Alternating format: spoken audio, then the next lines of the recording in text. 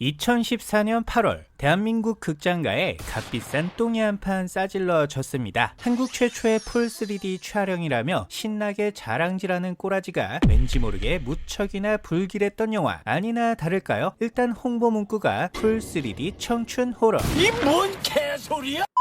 제목 역시 3D를 강조하며 가열차게 등장하더니 곧바로 한 줌의 재가 되어 공중 분해되고 맙니다. 이것은 마치 이 영화의 미래를 보는 느낌이었달까요? 재벌이세인 기철의 권유로 최고급 리조트 여행을 떠난 5명의 친구들, 가장 먼저 폐광을 뜯어고친 횡랭한 클럽을 방문하여 댄싱 힘들심 만들어요.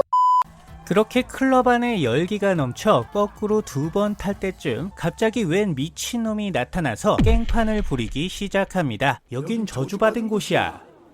너희 모두가 이후 주인공 일행 앞에 또다시 모습을 드러낸 남자는 어째서 아직도 떠나지 않았냐며 무려 자신이 직접 살인을 저지르려 합니다. 이런 미친놈의 새끼 좀이 맞아야겠죠. 개또라이한테는 역시 메가 약입니다. 어쨌든 그렇게 해서 이 남자는 결국 가열찬 최후를 맞이하게 되고 주인공 일행은 그대로 남자의 시신을 유기, 철진한 옛날 공포영화에서나 나올 법한 일을 저질러 버립니다. 안 그래도 많이 이상했는데 뭔가 흐름이 자꾸 새는 느낌이죠. 이후 남자의 악령이 나타나 복수극을 펼치기 시작. 입체감 오지게 돋는 3D 등장신을 연출하고 뭔가 기가 막히게 착즙이 잘 돼 있는 참수팩까지 선사. 분명 무서운 장면인데 왠지 막 피부가 좋아질 것 같은 보습보습한 느낌입니다. 반전의 열쇠가 되는 도희의 환영은 굳이 나오지 않아도 됐을 것 같고, 설상가상 광부 복장을 한 괴한까지 나니 당최 이게 귀신 영화인지 슬래셔물인지 정체를 알 수 없는 파격적인 장르 변주에 정신이 혼미해질 지경입니다. 영화는 그렇게 후반부로 갈수록 뿌리 깊은 똥이 되어가고 급기야는 되도 않는 반전까지 후려 쳐넣으며 최후의 필살기를 관객들의 각막에 꽂아 넣게 되는데요. 안 그래도 쓸데없이 산만한데 그놈의 반전병까지 발목을 잡으니 결국 결말은 산으로 가버립니다. 뭐 긴 말할 필요 있을까요? 영사기에 똥을 감아 돌리면 나오는 딱 그 정도의 영화입니다.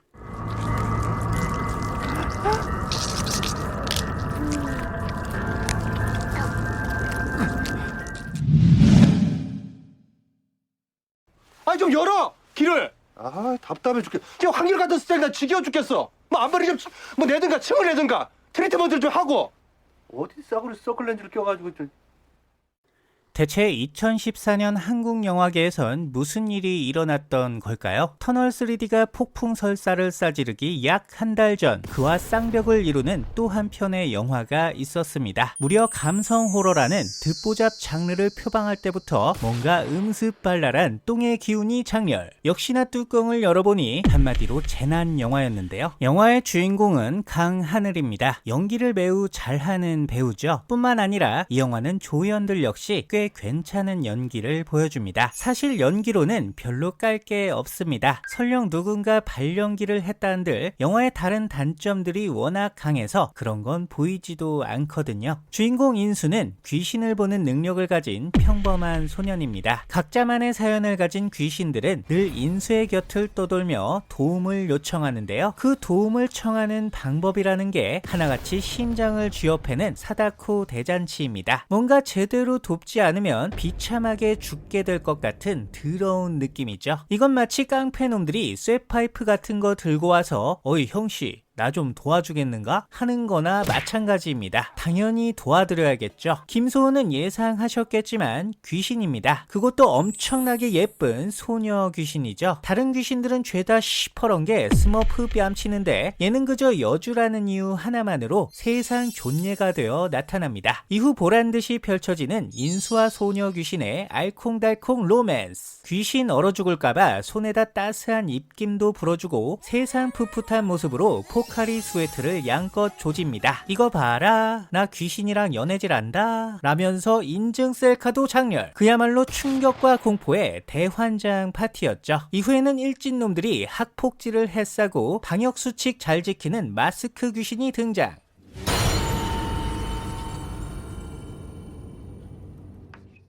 귀여움을 담당하는 창고 귀신과 걔가 마스크. 염력을 사용하는 빙의된 여선생. 그리고 당연히 신파도 나옵니다. 좋게 말하면 종합 선물 세트고 나쁘게 말하면 끔찍한 혼종이죠. 결과적으로는 학폭을 꼬집는 내용이지만 주제를 명확히 전달하기엔 영화가 너무나도 산만합니다. 뭔가 여러 가지를 보여주고 싶은 그 마음은 이해하지만 결국 기본이 탄탄하지 않으면 각 재료들은 본연의 맛을 잃게 되는 법이죠. 과유불급, 뭐든지 지나치면 독이 되는 법입니다.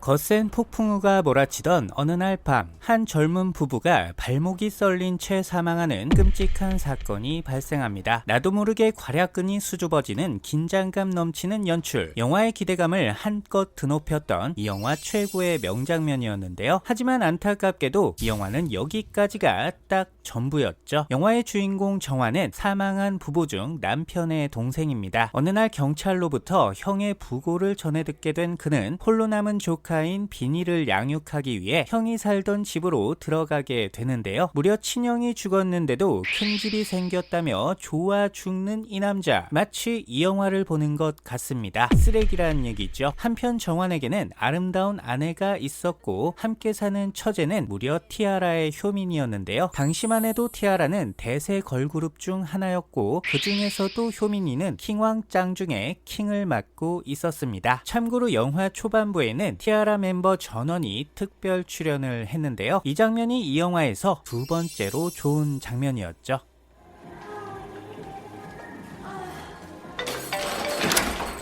언니.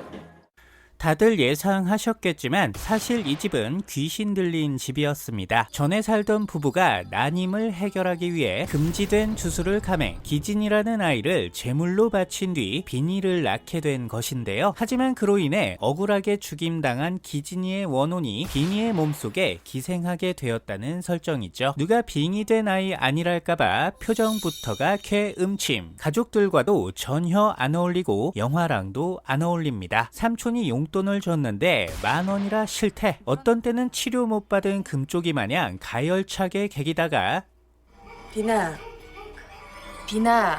하나도 안 들리잖아요. 몰라요. 어떤 때는 쥐 꼴리는 대로 놀아줘를 시전, 개샹 마이웨이의 진수를 보여주는데요. 누나, 우리 놀아요. 나 공부해야 돼. 놀아요.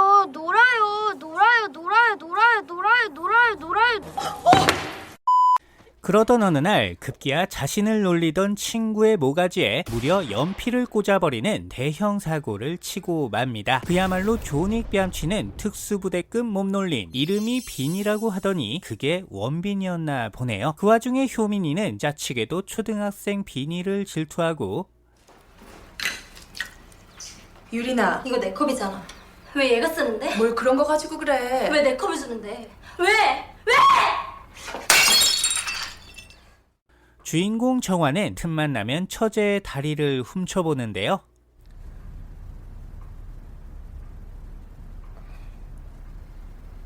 변태 새끼. 결국 노빠꾸로 터져버린 가족 간의 갈등. 이 관음증 변태 새끼야. 지금까지 먹여주고 재워주고 챙겨준 게 누군데? 어떻게 그런 말을 해? 글자 그대로 발연기 3 콤보의 대환장 파티입니다. 가정도 파국이고 영화도 파국이죠. 설상가상 집안 식구들이 돌아가면서 악몽을 꾸기 시작하는데 뭔가 기분 나쁜 장면이 나오면 거의 100%의 확률로 아스발 꿈. 개연성을 무시한 짜집기식 연출로 전체적인 분위기가 더럽게 산만합니다. 그리고 영화의 마지막은 언제나 그랬듯이 심파 장렬, 귀신만 보면 끌어안고 쳐우는 게 당시 한국 공포영화들의 국룰이었죠. 뭐 다 필요 없고 그냥 더럽게 못 만든 영화입니다. 연출을 맡은 고석진 감독은 이 영화가 마지막 연출작이 되었고 흥행 실패 시 조용히 살겠다던 효민이도 정말로 한동안은 조용히 살게 되었죠. 인생이 너무 즐거워서 약간의 역경이 필요하시다고요? 그렇다면 강력 추천합니다.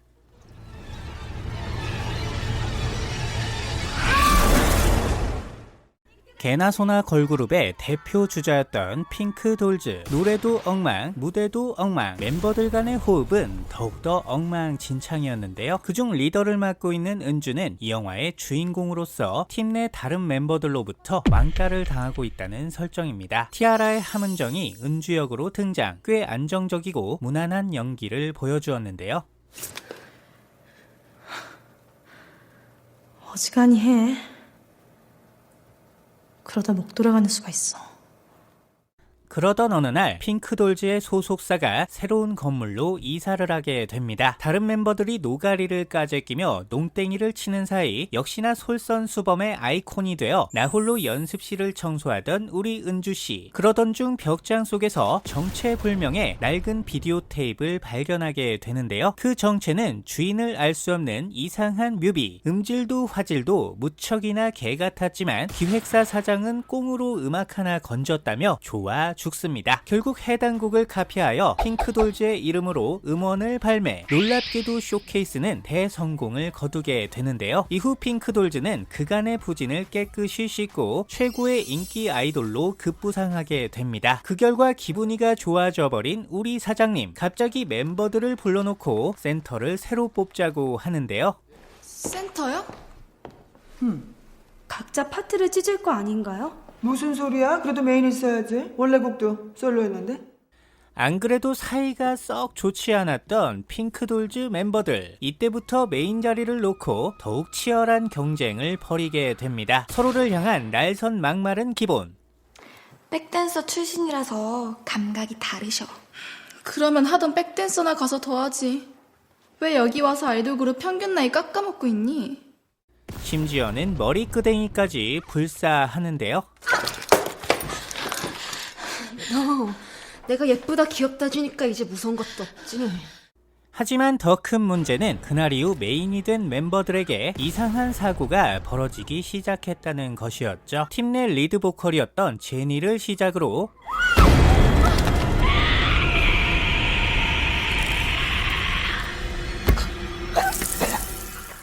자뻑이 돌을 지나쳤던 비주얼 담당 아랑.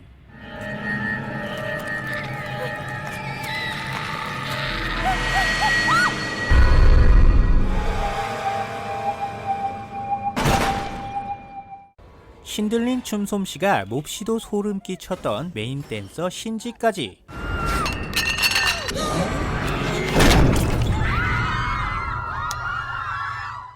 하나같이 끔찍한 모습으로 죽임을 당하게 되는 줄 알았는데요. 알고 보니 3명 다 병원에 입원. 무려 치사율 0%라는 혁신적인 킬 카운트를 보여줍니다. 일명 솜방망이 저주. 비주얼은 역대급인데 아무도 못 죽였죠. 어쨌든 그렇게 지랄 같던 멤버들은 모조리 날아가고 주인공 은주만이 혼자 남게 된 상황. 매우 당연한 얘기지만 주인공 버프를 받은 은주는 무려 음악 편집 프로그램과 움짤을 이용 저주의 실체를 밝혀내게 됩니다. 이게 왜 되는지는 잘 모르겠지만 어쨌든 그렇다고 하네요. 이후 은주는 원혼의 한을 풀어준 뒤 솔로 데뷔에 성공. 더더욱 승승장구하게 되는데요. 하지만 이런 영화들이 언제나 그렇듯 끝난 줄 알았던 저주는 아직 끝난 게 아니었죠. 자, 과연 은주는 화이트의 저주로부터 무사히 벗어나 멜론 차트 1위 자리를 수성할 수 있게 될까요? 어째 한 맺힌 귀신보다는 개념 없는 멤버들이 훨씬 더 무서웠던 영화 화이트 저주의 멜로디였습니다.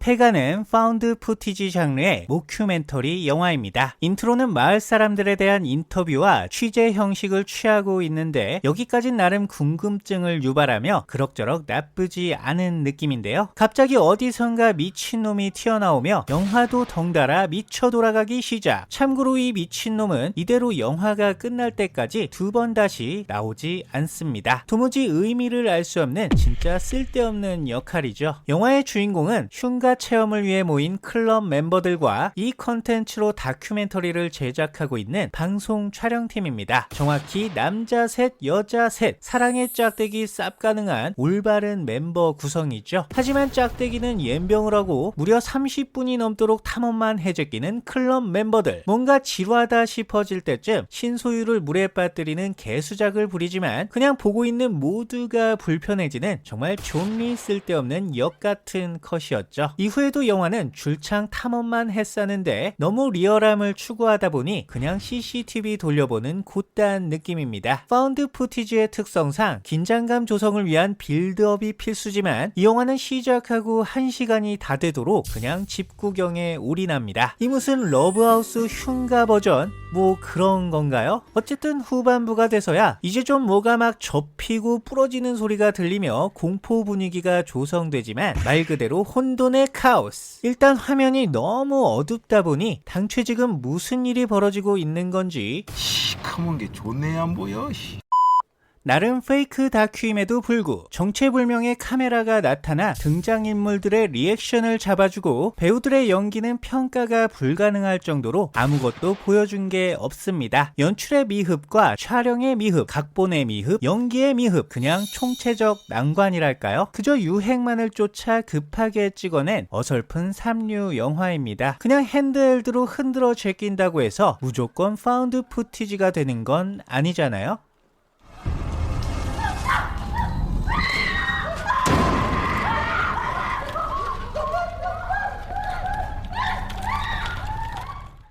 이혁수 감독의 여곡성은 한국 영화 사상 최고의 명작 중 하나입니다. 충격적인 스토리와 끔찍한 비주얼, 소름 돋는 연출이 돋보였던 전설 아닌 레전드죠. 이후 2018년 무려 손나은을 주연으로 내세운 리메이크작이 등장. 개봉 전부터 사람을 불안하게 만들더니 급기야 사단을 내고야 말았는데요.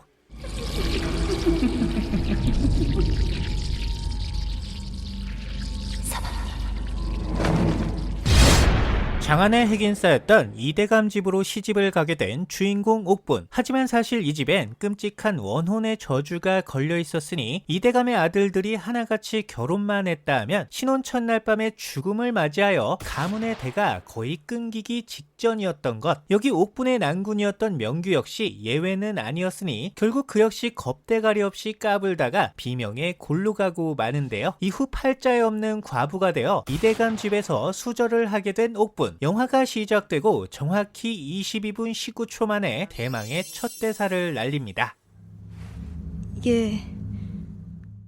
이후 옥분이가 대사를 칠 때마다 손발이 오글거리는 어색함의 연속. 물론 연기를 엄청나게 잘할 필요는 없지만 주인공이 입을 열 때마다 분위기가 싸해지는 건 뭔가 문제가 있는 거죠. 가수로서의 손나은은 분명히 예쁘고 멋있지만 배우로서의 손나은은 아직 주인공을 맡아선 안 됩니다. 한편 원작에서는 신씨가 귀신에게 빙의된 이후부터 본격적으로 무서워지지만 리메이크에서는 오히려 그 반대인데요. 서영이의 신씨 부인은 연기력은 뛰어날지언정 무서움과는 다소 거리가 있습니다. 원작에서의 그 가열찬 쌍판을 생각해본다면 더더욱 실망스러웠던 부분이죠. 게다가 원작에서 강렬한 이미지를 남겼던 수많은 명장면들이 리메이크에서는 대부분 삭제되거나 순한 맛으로 변경되었습니다. 이 점은 원작 팬들에게 큰 실망을 안겨주었고 영화 역시 1도 무섭지 않은 그냥 지루한 영화가 되고 말았죠. 사실 전개 자체는 원작과 거의 흡사한데 너무 물을 타놔서 원래의 맛이 아예 사라진 느낌입니다. 사람들이 기억하는 건 여곡성의 뻔한 스토리가 아니라 허옇게 눈이 돌아간 채 닭피를 뽑아먹던 신씨의 이미지였죠. 한편 리메이크작에서는 원작과 달리 퇴마사가 등장. 뭔가 색다른 변화를 꾀해보지만 정작 이 친구가 하는 일이라곤 옥분에게 신씨의 반응을 미리 스포하는 게 전부. 그냥 설명충의 바람잡이 낚시꾼이랄까요? 마지막 빙의 엔딩 역시 원작과의 차이를 두려워한 것 같지만 이 또한 아주 오래전 링과 주온에서 이미 써먹었던 반전입니다. 다른 건 몰라도 반전을 재탕하는 건 정말 너무 식상한 거 아닌가요? 원작의 명성이 워낙 높다 보니 상대적으로 욕을 더 먹는 것도 사실이지만 문제는 원작에 비해 재미없는 게 아니라 그냥 재미가 없다는 것입니다. 서영이의 하드캐리도 이번에는 쉴드가 불가능할 것 같네요. 어쨌든 결론, 손나은씨 응원합니다.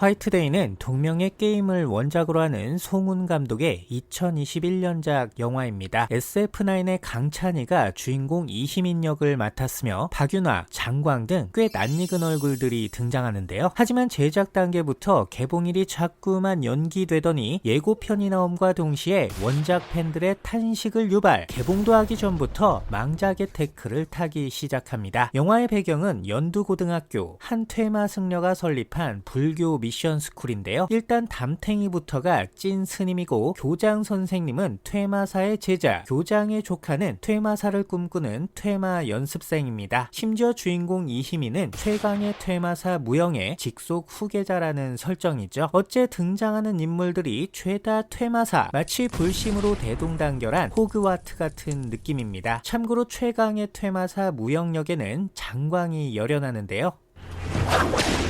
넌 누구니? 강림신?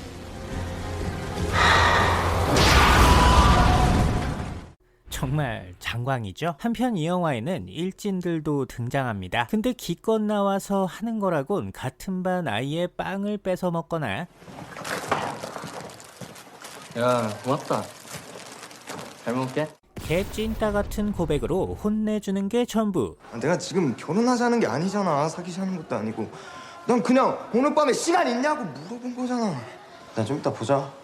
올 때까지 기다린다. 그리고는 굳이 오밤중에 학교에서 술 처먹다가 귀신들한테 발리는 역할인데요.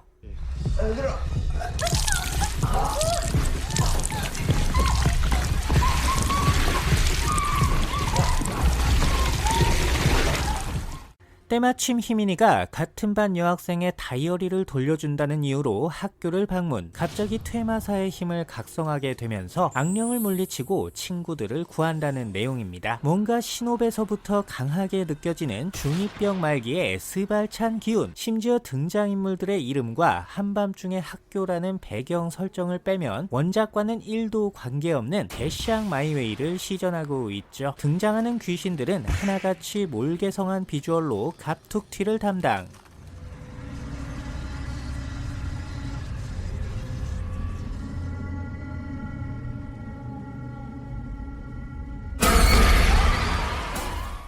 심지어 원작의 하이라이트였던 수희 아저씨조차 별다른 활약 없이 구색만 맞추다가 사라지고 맙니다. 마치 게임에 나왔던 귀신들이 한 번씩은 나와줬으니 내 할 일은 이제 다 끝났다, 뭐 곧다한 느낌이죠. 게다가 막판에는 갑자기 트렌드를 의식한 듯 좀비들이 나오고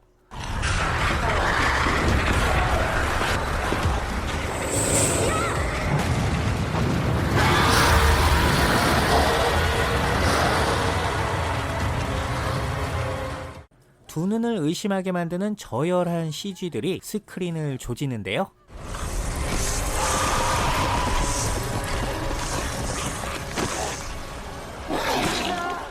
심지어는 찬이가 옷 젖는 게 싫었는지 수영장에 뛰어드는 장면까지도 CG로 대체. 개심각한 상황에서 배꼽을 잡게 만듭니다. 사실 이 모든 사건은 일진무리에게 학폭을 당하던 딸이 목숨을 잃게 되자 이에 격분한 무당 엄마가 그 복수를 위해 꾸민 일이었는데요. 시종일관 광년이처럼 날뛰더니 결국 막판에는 딸의 혼령과 조우, 언제나 그렇듯 오열 엔딩을 시전하며 심파로 마무리합니다. 아주 망작이 갖춰야 할 모든 요소들을 두루두루 다 갖추고 자빠졌죠. 전반적으로 시대를 역행하는 쌈마이한 연출, 원작에 대한 예의가 전혀 갖춰지지 않은 시건방진 연출과 쉐탄 개연성의 쉐탄 발연기, 쉐탄 특수효과 등이 더해져 맨데이트의 뒤를 잇는 똥망의 반열에 기어코 발을 올린 영화입니다. 대체 감독님은 무슨 생각으로 이딴 걸 만든 걸까요? 마지막은 영화의 수준을 한눈에 보여주는 이 영화 최고의 명대사로 마무리해봅니다.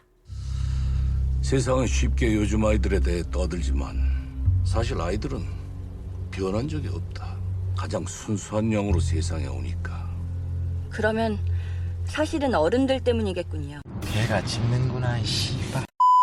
전작으로부터 무려 11년 만에 나온 뜻밖의 속편. 그냥 이 영화의 속편이 나왔다는 것 하나만으로도 충분히 충격적인 일이었죠. 아니나 다를까요? 예상은 했지만 전작보다 훨씬 더 개판이 돼서 돌아왔습니다. 개봉 자체가 기적이었던 세기의 망작 요가 학원 죽음의 쿤달리니입니다. 저런 요가 같은 거 하기 싫다고. 한때 잘 나가는 모델이었던 주인공 효정. 하지만 어느덧 30대 중반이 된 그녀에게 세상은 그리 녹록치가 않았고, 효정아, 진짜 미안한데 클라이언트가 계속 마음에 안 든다고 컴플레인을 하네. 언니가 좋은 일로 다시 연락할게.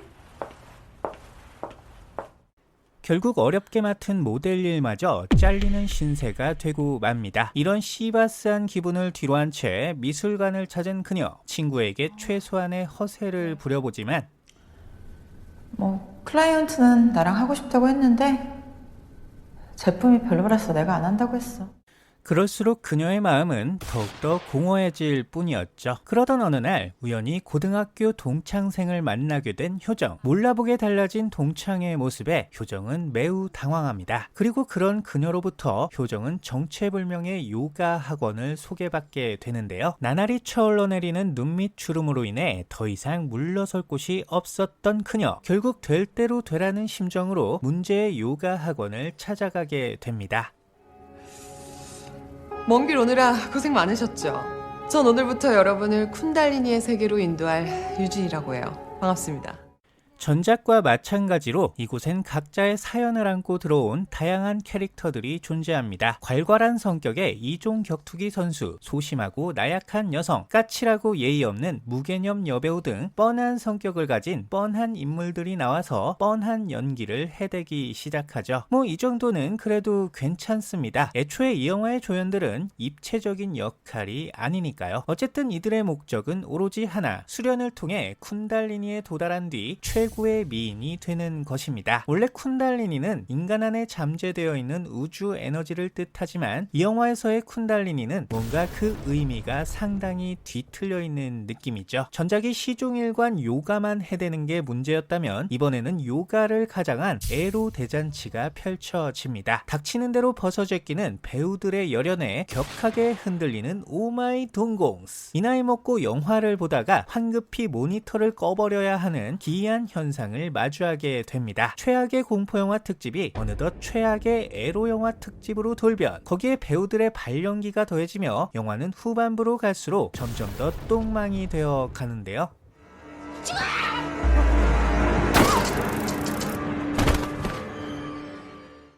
영화는 예뻐지고 싶어서 안달이 난 여성들의 욕망과 외모지상주의의 폐해를 그리고 있습니다. 문제는 이러한 제작 의도가 영화 내내 반복되는 과도한 노출씬 그리고 철진한 점프 스퀘어로 인해 크게 희석되어 버렸다는 것이죠. 애초에 예뻐지고 싶어서 요가를 배우는 게 굳이 경각심을 가질 만큼 잘못된 일인가요? 프로포폴 중독과 과도한 성형에 대한 이야기가 아주 잠깐 등장하긴 하지만 이를 요가와 연결짓기에는 다소 무리가 있어 보입니다. 말 그대로 재미도 없고 의미도 없고 보는 내내 불편하기만 했던 영화 요가 학원 죽음의 쿤달리니였습니다.